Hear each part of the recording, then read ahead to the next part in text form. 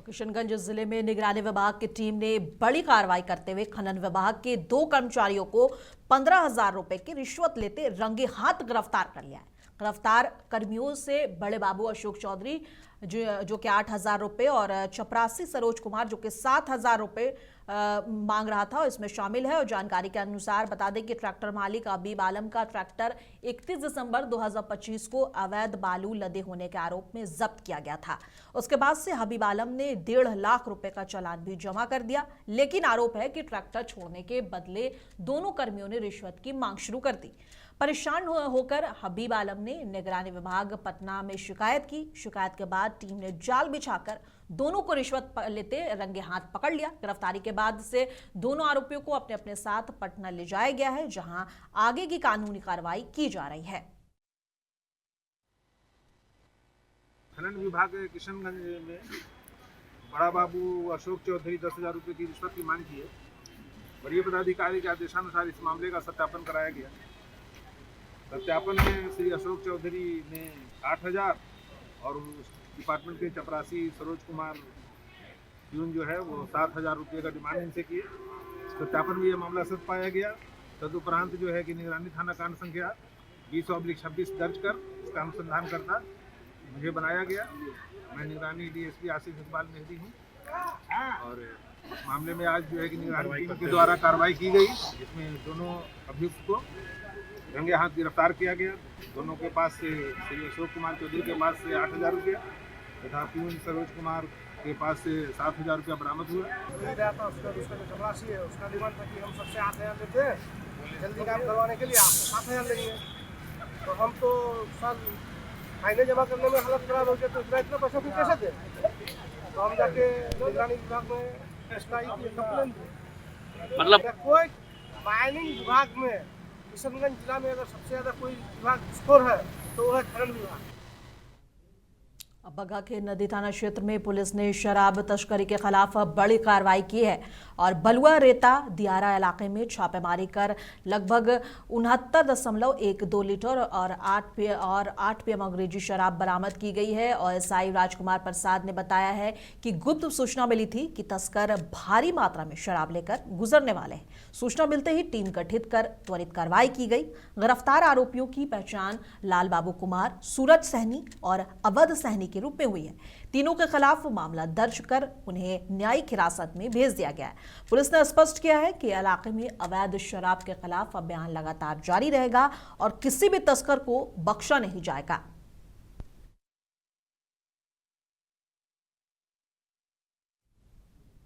भागलपुर के सबौर प्रखंड स्थित भिट्टी गांव में आयोजित 2 दिवसीय महादंगल का समापन उत्साह और रोमांच के माहौल में हुआ। गांव के ऐतिहासिक जोड़ा महादेव प्रांगण में दूर दराज से आए पहलवानों ने अपने दमखम का शानदार प्रदर्शन किया और सुबह से ही दर्शकों की भारी भीड़ उमड़ पड़ी और दोपहर तक पूरा मैदान खचाखच भर गया। हर दाव पेश पर तालियों की गड़गड़ाहट से माहौल गूंजता रहा। फाइनल मुकाबले में पहलवान रोहित ने शानदार प्रदर्शन करते हुए पहला स्थान हासिल कर अवार्ड को अपने नाम कर लिया। राजन दूसरे स्थान पर रहे, जबकि सुल्तान ने तीसरा स्थान प्राप्त किया। विजेताओं को ट्रॉफी और नकद राशि देकर सम्मानित किया गया। और बता दें कि आयोजकों ने सुरक्षा के पुख्ता इंतजाम किए थे, जिससे कार्यक्रम शांतिपूर्ण तरीके से संपन्न हुआ और स्थानीय जनप्रतिनिधि और गणमान्य लोग भी समारोह में मौजूद रहे इस वक्त। और भिट्टी गांव का ये बताते चले कि भिट्टी गांव का ये एक महादंगल सिर्फ एक खेल प्रतियोगिता नहीं है, बल्कि क्षेत्र की परंपरा और सांस्कृतिक का प्रतीक माना जाता है। इस दौरान भारी मात्रा में जो है वो लोग जो है इस दंगल को देखने आए और एक भारी भीड़ देखने को मिली। इधर आके इधर के सारे मेलों में खेल हूँ, मैं कल लगूंगा था इधर भी। कहाँ से आए? हम हरियाणा से आए, पानीपत से।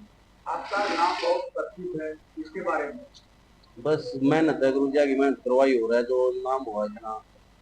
कोई पहली बार भिट्टी ग्राम आए कि इसके पहले भी आए? बस ना रोज ही लड़ते रहते हम मिट्टी में, हिमाचल में, पंजाब में भी, इधर बिहार में भी, MP में भी। सारी पहलवान में से एक कर्तव्य दिखाए पहलवान, और मैं आशा करता हूं कि अगले वर्ष इससे भी बेहतर कुश्ती का व्यवस्था करूंगा। प्रथम पुरस्कार रोहित को मिला, जो कि भारत केसरी हैं, वो भी हमारे अखाड़े पे आ आए थे। द्वितीय पुरस्कार राजन जी बनारस से हैं, उनको मिला। और तृतीय पुरस्कार साबित सुल्तान को, जो जवाब शरीफ से आया था, उनको मिला। अभी सांस्कृतिक कार्यक्रम भी है। हाँ, अभी सांस्कृतिक कार्यक्रम 9 बजे सांस्कृतिक कार्यक्रम होगा सुरेश के साथ, राधा मौर्या पूरी टीम के साथ 9 बजे के बाद। हाँ, बहुत ही भव्य कार्यक्रम। समस्तीपुर के बहादुरपुर मोहल्ले में मंगलवार देर शाम लोजपा नेता अंटू इशार पर हथियारबंद बदमाशों ने ताबड़तोड़ फायरिंग कर ली और हमले में अंटू इशार बाल बाल बच गए, लेकिन उनके साथ कार में सवार उनके सहयोगी शुभम कुमार गंभीर रूप से घायल हो गए। बताया जा रहा है कि घर के पास पहले से घात लगाए बदमाश बैठे थे।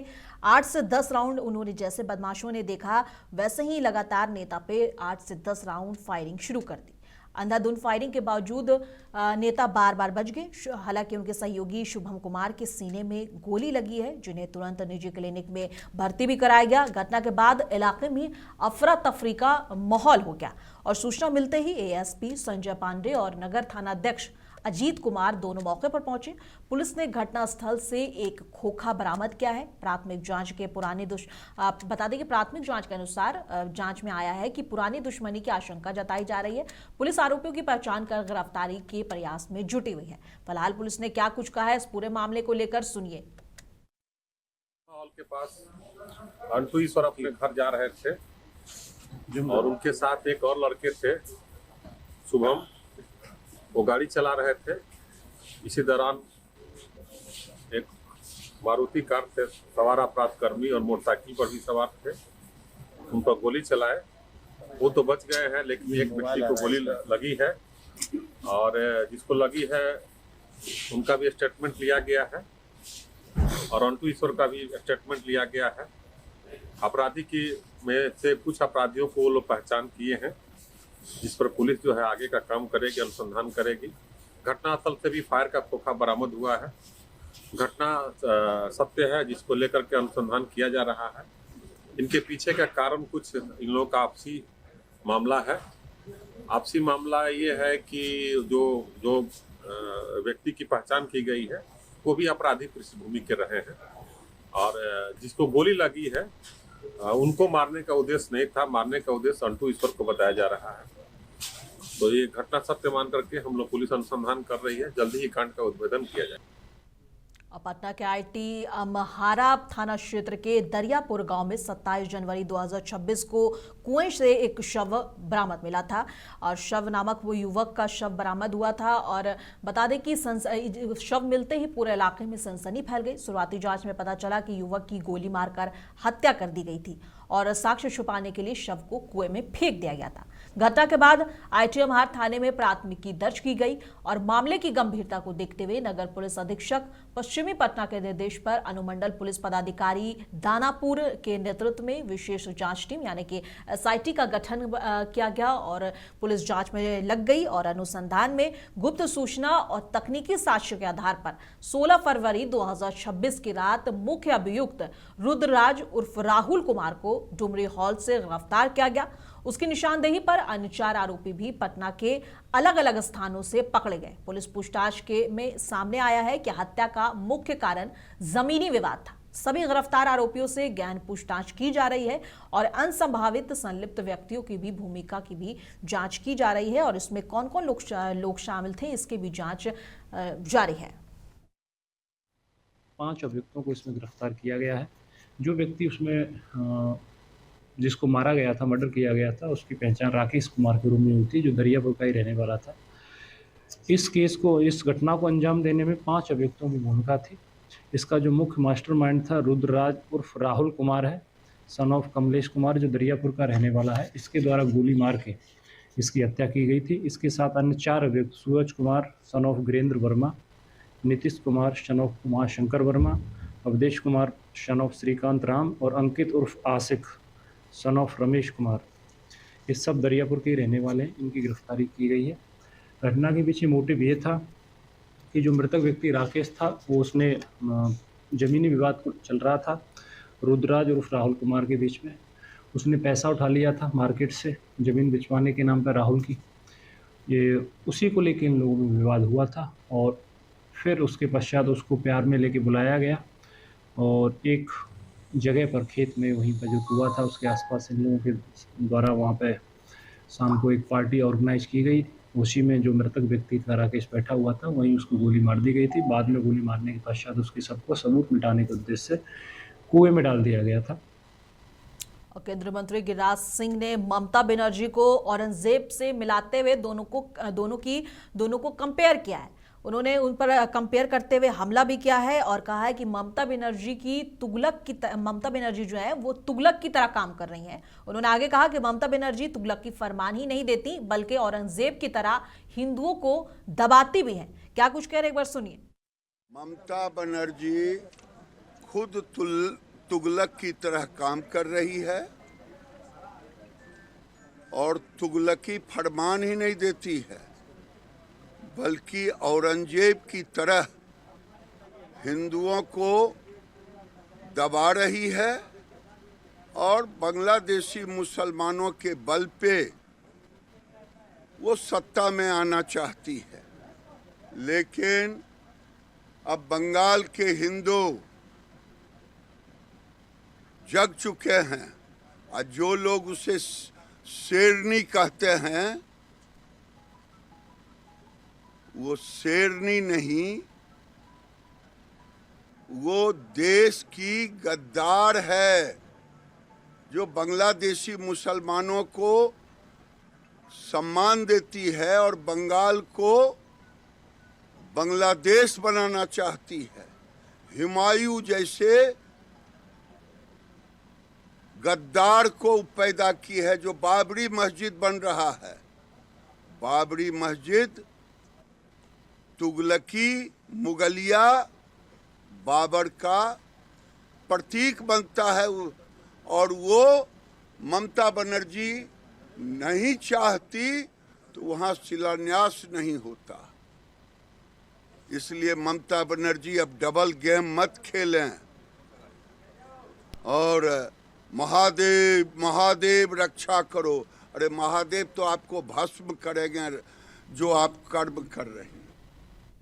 पटना में नीट परीक्षा की तैयारी कर रही लगभग 18 वर्षीय छात्रा की कथित यौन उत्पीड़न के बाद मौत का मामला अब सीबीआई जांच में है। परिवार ने बताया कि अपराधियों ने उन्हें धमकी दी है और अगर अपराधी ने कहा कि अगर उन्होंने चुप्पी नहीं साधी तो उनके बेटे का भी वही हाल होगा जो उनकी बेटी का हुआ है। बाकायदा पर्ची में लिखकर धमकाया गया है। जहानाबाद जिले के सकूराबाद थाना पुलिस स्टेशन के एसएचओ ने कहा है कि घर में धमकी भरे संदेश के कागज फेंके गए हैं, सुरक्षा के उपाय किए गए हैं और मामले की जांच जारी है।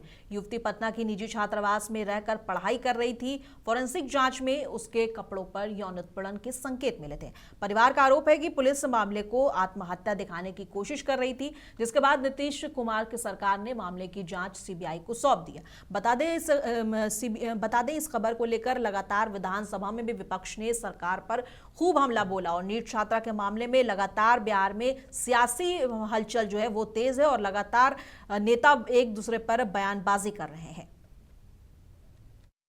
तो पर्ची लिखा गया है, 2-3 दिन पहले पर्ची आया था, दोबारा आज भी पर्ची लिखा गया है। पर्ची में क्या लिखा था फिर से बता पर्ची में लिखा गया है कि बेटी तुम्हारी बेटी की जान चली गई है तो बेटा को हजार से मार। और दोनों का सिग्नेचर लगता है सेम है। देखने में ऐसा क्या लगता है?